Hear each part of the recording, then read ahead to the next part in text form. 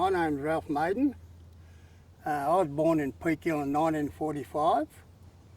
My mum came off the Bulganja Mine mission at Peekhill, and my dad was born over at Condobolin.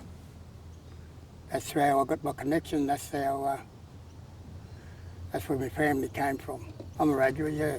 Mum and Dad's a Wiradjuri, yeah. I'm out of a big family. I had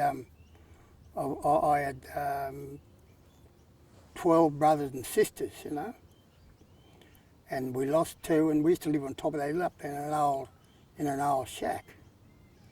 Going to school, seeing those kids, the experience of those kids going to school with shoes on, all our friends, you know, no shoes on, clothes are not real good, going back home, not much to eat, but not thinking there was white kids, just thinking there was farmers. Oh, them farmers are pretty good, aren't they? They're lucky. You know, not saying, oh, all them white kids, that was never, you know, embraced into us. You know, they were just farm kids. Oh, gee whiz, I'd like to get a farm one day. I didn't get a real good education. I still can't read and write real good. But I always tell the kids, number one, I learned a lot of things. It might sound funny, but I learned how to climb trees, to hunt. I had to go up the trees to, so you knocked a goanna and you got stuck up there, you'd have to go up and get him and knock him back down again. How to clean goannas, how to clean porcupines, how to get the sinews out of tails. You know, when we lived there, when all the Aboriginal people lived just around here at Balladoran, you know, our survival skills was about the bush. So, you know, we couldn't go and get advice of anybody else, so that's where we get our advice off. And when you walk around the bush, you learn a lot by just following and what they was telling you. I love people. You might have seen the sign over there when you come in. No drugs, no alcohol. That kitchen over there that I've got it set up over there, always got food in it.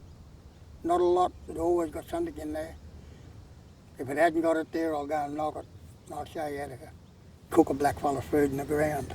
We have school groups come out here, and this camp, when we first set this camp up, it was set up because of the crime rate in Gilgandra back in the 90s. And because my wife Audrey is passed now, her and a bloke called Anthony Towney and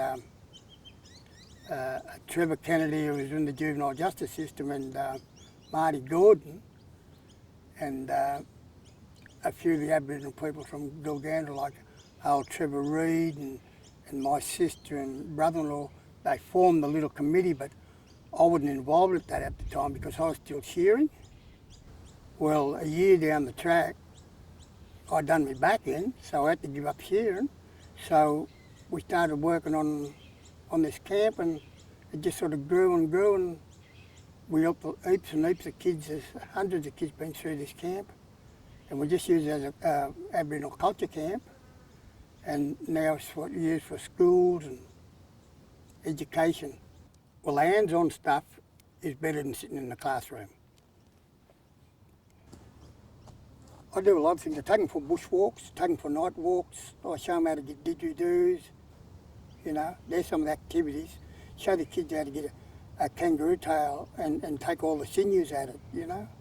Get a kangaroo jaw and show them that that's a knife. Take a kangaroo bone and show the kids that's a needle, you know. The sinews is cotton, you know. Teach them all that sort of stuff. You know, the importance of the value of stuff instead of just killing for the fun of it. Killing for learning, skill and food. I tell them that this is my place. This does not belong to an organisation. I'm running it for a reason. And you know, like, I tell them that out there, that's the road. I don't own the road. I own this. That's where you'll be. I don't want no more to do with you. But while you're here, you've got to respect me and respect my family, and you can do almost what you want to do. If you break anything, come and tell me. It's an accident. But if you're sneaking around breaking things and doing things that you shouldn't be, well, you're in a bit of trouble with me, you know. Culture to me is knowing who you are, where you come from. When we say welcome to country, this is our land. Outright in the law of the government, the block of land that we're on, we mightn't own it, but in our eyes, Aboriginal eyes, all this is ours because we mightn't own it through a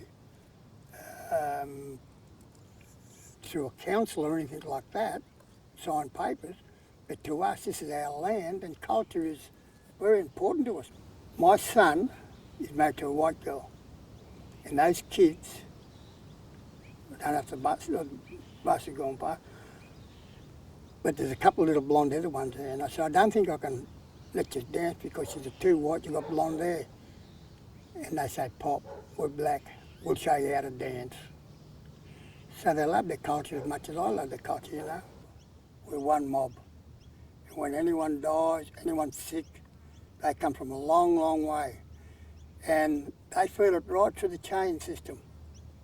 When some Aboriginal person dies, or, you know, sick or passes away, it's through a chain system.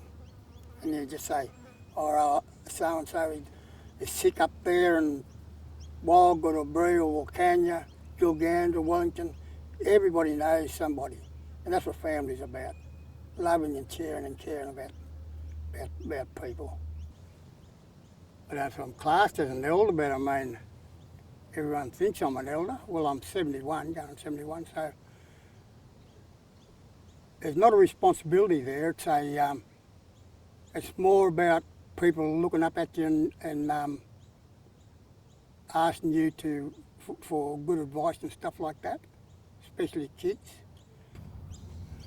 Back in the day, you know, we had our elders to turn to give us good advice, and I think our good advice was a part of respect, and I think, you know, I think that's why the elders were so important back in those days, and even now, you know, like some of our kids today are losing that word, Unidamala, that I use a lot here at Balladora because of that's the first thing I tell them when they walk through the gateway. That's what you got to do. Look at that sign there, and it means respect. You know, respect for yourself, respect the land that you're on, and you know, respect the elders. That's trying to tell you something. When I dance, I've got markings on myself, and I put a marking around my left leg, and that represents my elders. It's like having a death when they wear the black armbands. It's respect. So when I got all my markings on me, I have that circle around my left leg to acknowledge the Aboriginal people. That's my elders. I always say to people, the only thing, if they didn't give Aboriginal people houses, gave them better land and give them better ownership, you wouldn't have so many kids in trouble. Well, it's pretty simple. It's getting more Koori people involved in communities. That's what it's about. It's good to see the Aboriginal people in good jobs, good positions. You know, when I first started out here, when I was a young fella, when I came out here, I was 9 years old. When I turned 15, my first job was to ride a bike from the top of that hill over there, all the way out to work for $10 a week, you know, ride a bike. Just dick picking and picking up melons and stuff like that, you know, and to look around, you know, and see what some of the people have got today is unreal because, you know, education and respect is a very, very good thing in all the organisations. Black, white, it doesn't matter who it is. Just forget about the colour.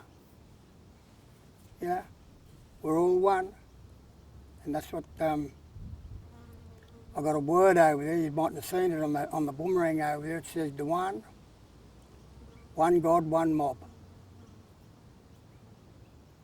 I don't bring God into it, but that's a word that, you know. So Aboriginal people, doesn't matter where you go, we're one mob. You can take us from border to border, we're still one mob. Might be a different tribal name, but we're one mob.